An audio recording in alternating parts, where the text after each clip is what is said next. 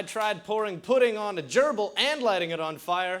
Might make the news. But now it's time for Also the News. The Gimli Glider, a 767, which made a famous emergency landing in Gimli, is up for auction this April. News of the auction created considerably more buzz than the auction of the Dauphin Ditch Pickle, the snowmobile which made a famous piss stop just outside of Duck Mountain Provincial Park. MTS Internet customers experienced an internet outage on Saturday night for a couple of hours. MTS immediately sent out care packages to their customers containing canned goods and physical pictures of kittens. The city of Winnipeg has begun taking down 50-kilometer-per-hour signs in residential neighborhoods. When asked for an explanation, Mayor Sam Cates told reporters they were blocking the scenery and breaking my mind. In related news, $200 fines will be issued to anyone caught driving with a broken mind. A Canadian satellite was launched on Monday as the scientists at the University of Calgary are wetting their beakers at what will be a new view of the space between Earth and the Sun. Scientist Alan Hildebrand, who's heading up the project, said he can't wait to post the photos on Instagram with one of those old-timey filters. Former New Brunswick Premier Shawn has resigned from the Liberal Party following a public interest scandal that saw Graham help pass a motion for the province to issue a $50 million loan guarantee to a construction company that had ties to his father. That's right, everybody. New Brunswick has $50 million. I feel like we should do something. Police in Windsor, Ontario are on the lookout for an unidentified man who stole 30 stuffed animals from the Excess Family Fun Center amusement park last week. Police are baffled as to why anyone would steal stuffed animals from an amusement park, but we of the week thus far have learned that the activist group Anonymous has claimed responsibility for the theft. Here to comment is Anonymous.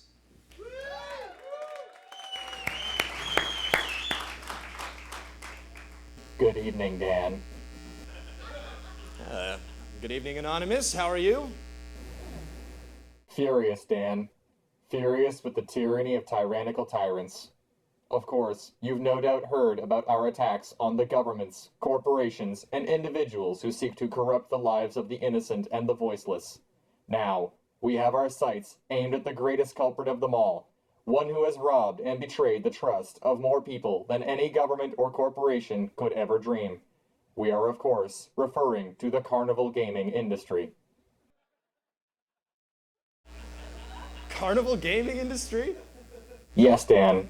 For far too long, the crooked and corrupt Carnival gaming industry has stolen thousands, perhaps millions of dollars from the public and robbed us of the adorable stuffed animals that are rightfully ours.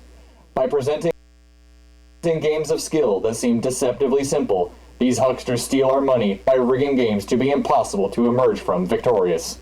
Using highly complex methods, such as peach baskets with concave bases, squirt guns with insufficient PSI, and milk bottles that we are pretty sure have magnets or something in the bottom of them. They have robbed the public of the gigantic plush SpongeBob SquarePantses that is the right of every man and woman in a free society. We have taken the appropriate action to see that this injustice is rectified. So you are stealing stuffed animals from carnivals and amusement parks and giving them to who?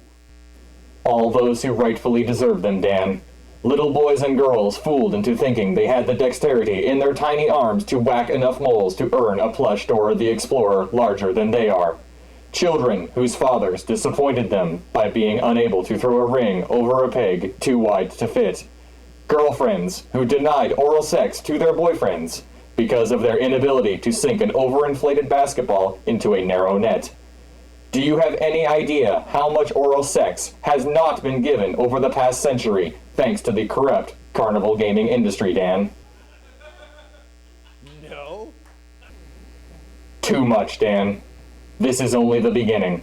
To the Carnival gaming industry, we give this warning. We are anonymous. We are watching, and we will make sure everyone has the lovable, huggable, fuzzy-wuzzy bundles of love they rightfully deserve. Expect us. Wow. Feel like I need a shower. Anonymous, everybody. And over to the world of celebrity news. Pop singer and brother to the famous Michael Jackson, Jermaine, has legally changed his last name from Jackson, spelled with an O, to Jackson, spelled with a U. In related news, the phrase, "no one cares," will retain its usual spelling. Chris Brown recently smashed his car into a light standard. Despite it all, though, the light standard still says it loves him. Shine bright. Police recently discovered a meth lab in a porta-potty on a golf course in Oklahoma. This has prompted a new state motto: come for the golf, stay because you traded your clubs for meth. Russian President Vladimir Putin thought the February 15th meteor was really going to help the Russian people until he was advised there is no meat on a meteor. What's that, Moon Putin? I thought it had more meat. Ah!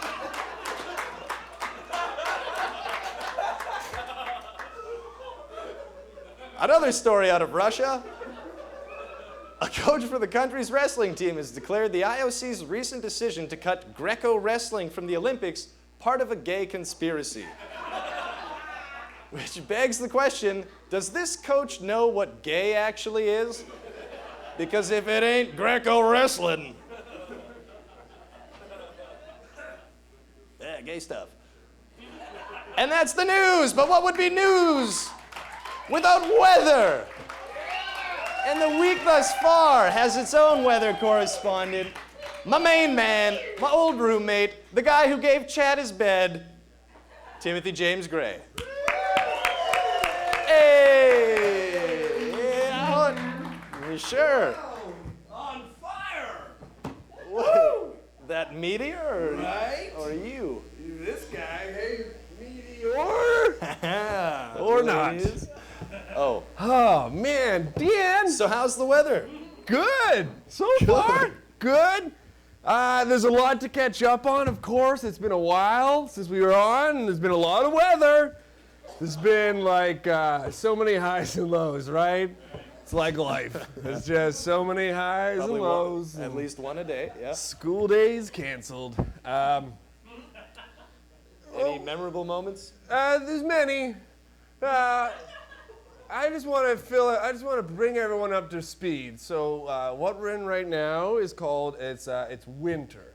This is winter, not to be confused with old Father Time. Father Time. What? Old Man Winter. Okay. Oh, Old Man Winter. Yes. Right. Two Now I very see the connection. similar species, but different in essence. Okay. And in entirety. Basically, it's winter time, so you gotta expect a lot of snow. You gotta expect colder temperatures. You gotta. It's a real sad time of year, man. I understand you're sad. Man. It's seasonal. It's called seasonal affective disorder. I think. Dan, it's the 6th annual Winter Weatherman's Barbecue is coming up, and I can't think of anything else, Dan. You should have just come out and said it. Well, the 6th annual Winter Weatherman's Barbecue is happening on February 6th at a park to be determined. So next year. Yeah. Weather permitting. No! Yeah, right. Oh, Too bad we missed it. I gotta get the word out now, though, because it's such a big event. Yeah, you're right. Yeah, so we get together, we talk weather, and basically sum it up for everybody. Do a little queuing. Queuing. Barbecuing. Got a queue and a Get queue. the dogs on the grill. Get Yeah. Hot dogs. hot dogs. Long story short, it's winter. Get your coats, okay? Put on your heavy Guys. coat, ladies and gentlemen. You heard it from the man Get himself.